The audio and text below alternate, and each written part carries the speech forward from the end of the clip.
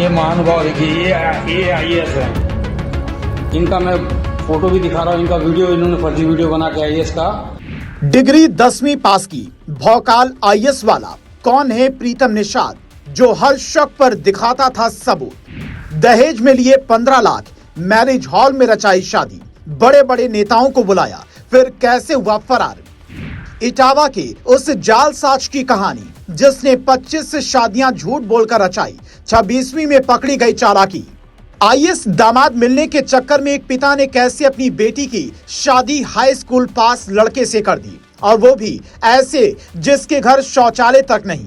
ये सुनेंगे तो आप भी दंग रह जाएंगे। ऐसा नहीं था कि लड़की के घर वालों ने उस लड़के की IAS होने पर सवाल नहीं पूछे, बल्कि उस लड़के के सबूत के आगे इनके सवाल कम पड़ गए। पूरी कहानी शुरू होती है गोरखपुर के मोहिद्दीपुर से, जहां का रहने वाला एक परिवार अपनी बेटी के लिए रिश्ता तलाश रहा था।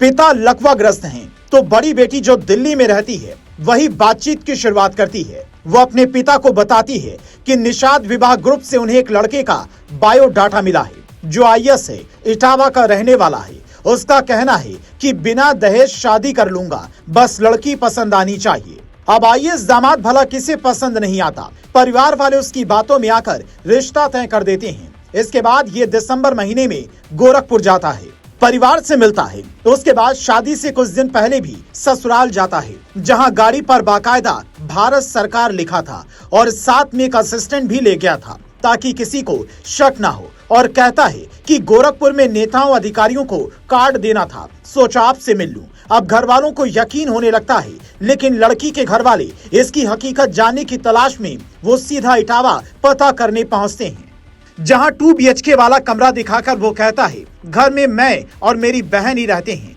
हमारी स्थिति ठीक नहीं थी, अब इसे बेचकर दूसरा घर लेने वाला हूँ। वो ये भी कहता है कि मैं अपने गाँव का पहला IAS हूँ, गाँव बेहद पिछड़ा है, इसीलिए नहीं जाता। अब उसने पूरी तरह परिवार को भरोसे में ले लिया था, इसीलिए शादी की तारीख फिक्स होती है और वो ये कहकर 15 लाख रुपए की मांग करता है कि शादी में काफी बड़े लोग आएंगे तो खर्च ज्यादा होगा।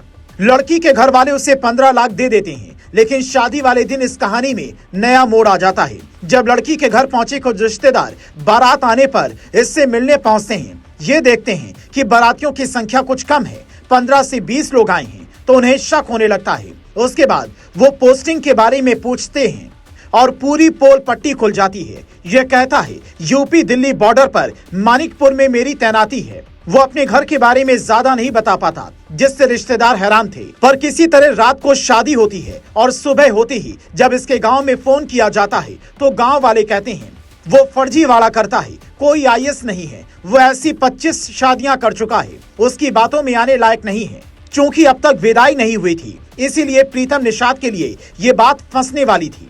लड़की के घर वाले अब विदाई से इनकार कर देते हैं, तो वो नया दिमाग लगाता है और कहता है मेरे गांव वाले नहीं चाहते कि मेरी शादी हो, इसीलिए वो गलत बोल रहे हैं। आप मेरे इंटरव्यू के वीडियो देख सकते हैं, जो मेरे SDM बनने के बाद एक यूट्यूबर ने किया था। वीडियो मंगवाकर वो जैसे ही दिखाता है, घर वाले मान जाते हैं और विदाई को तैयार हो जाते हैं। पर अभी कहानी पूरी नहीं हुई थी, बल्कि लड़की के घर वाले, जिन्हें अब शक होने लगा था, वो इसके पीछे पीछे इसके गांव पहुंचते हैं, जहां देखते हैं कि उनकी बेटी एक छोटे कमरे में बैठी है और उस घर में शौचालय तक नहीं है। वो हालत देखकर समझ जाते हैं कि उनके साथ में धोखा हुआ है, पर वो कुछ कर पाते उससे पहले ही ये प्रीतम निषाद फरार हो जाता है और अब पुलिस उसकी तलाश में जुटी है।